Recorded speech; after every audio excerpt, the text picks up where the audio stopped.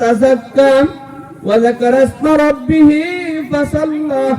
তাহলে তার বিশুদ্ধতা আসবে কয়টা গুণে? কয়টা গুণে? দুইটা। বিশুদ্ধতা আসবে কয়টা গুণে?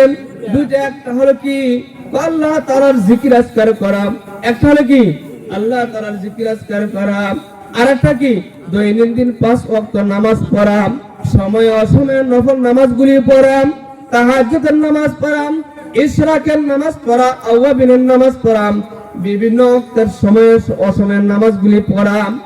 এইভাবে আস্তে আস্তে যখন পড়তে থাকবে নামাজ পড়তে পড়তে পড়তে পড়তে যখন নামাজটা তার আমলের সাথে অ্যাডজাস্ট হয়ে গেছে, এখন কিন্তু আমি নামাজ ছাড়তে পারি না। এক ওয়াক্ত নামাজ ছাড়লে কেমন হয়ে যায়? যেমন ভাবে একটা মুরুগকে যখন জবাই করা হয়, জবাই করার পরে সে ছটফট করতে থাকে। 5 ওয়াক্ত নামাজি একটা ব্যক্তির এক ওয়াক্ত নামাজ যদি ঘটনাক্রমে ছুটে যায়, জবাইকৃত মুরগের মতো সে কিন্তু ছটফট করতে থাকে। এখন কিন্তু আপনার অন্তরের মধ্যে নামাজের তাসির পড়া শুরু হলো। কি করবেন? আল্লাহ তাআলা অনেক আয়াতের মধ্যে বলেন, ইয়া আইয়ুহাল্লাযীনা আমানু যকুরুল্লাহা যিকরাতান যিকরা, ইয়া আইয়ুহাল্লাযীনা আমানু যকুরুল্লাহা যিকরান কাসীরা ওয়া ইউসাব্বিহু বুকরাতান ওয়া আসীলা।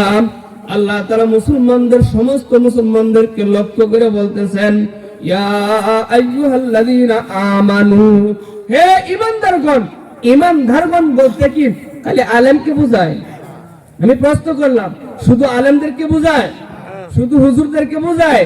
শুধু মসজিদের ইমাম, মাদ্রাসার ছাত্র না, বরং আমরা যত মুসলমানগণ লা ইলাহা ইল্লাল্লাহু মুহাম্মাদুর রাসূলুল্লাহকে গ্রহণ করেছি, বিশ্বাস করেছি, মুখে স্বীকার করি, আমলে বাস্তবায়ন করি, আমরা সকলেই তো নাকি?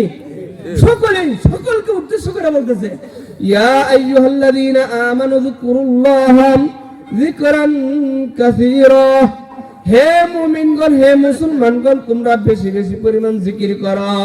আমার দিকে তাকান, এদিক সেদিক তাকান কেন? এদিকে তাকান। হে মুসলমানগণ, তোমরা মাওলা পাকের জিকির বেশি বেশি করে করো। হাদিস শরীফে আসছে বেশি, কত বেশি হবে? কত বেশি হবে? কয়েকটা মুমিন যখন আল্লাহ পাকের জিকির আজকার করে, জিকির করতে করতে করতে করতে একটা বেদিন মুনাফিক ফাসিক সেই জিকিরকারী ব্যক্তিকে দেখিলাম, যখন বলে আল্লাহু আকবার, এই ব্যক্তিরা তো এখন তার মাওলার জন্য পাগল হয়ে গেছে, তার মাওলার জন্য পাগল হয়ে গেছে। তখনই বোঝা যাবে তার জিকিরটা বেশি হইতেছে। আল্লাহু আকবার। সকাল সন্ধ্যা আমরা 5 ওয়াক্ত দৈনিক 5 ওয়াক্ত নামাজের পড়ে আমরা সকাল সন্ধ্যা জিকির আজকার করি কি করি না? অনেকে করি, অনেকে করি না।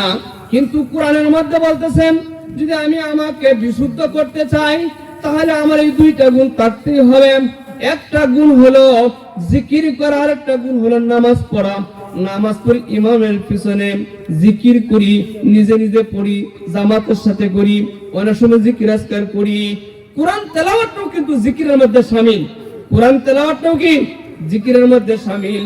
তাহলে দেখেন বাজান, আমি এই জায়গাটার মধ্যে 2-1টা কথা বলে আমি আলোচনা শেষ করব। এ ভাই একটু বাড়ানো জানো, সমস্যা করতেছে। তো দেখা যায় এই জিকির আজকারের বিষয়টা দেখেন, আল্লাহ তাআলা বলতেছেন, ক্বাদ আফলাহা মান তাযাক্কা, যখন তুমি তোমাকে বিশুদ্ধ করতে পারো, বিশুদ্ধ করা ব্যতীত তুমি সফলতা হইতে পারবা না।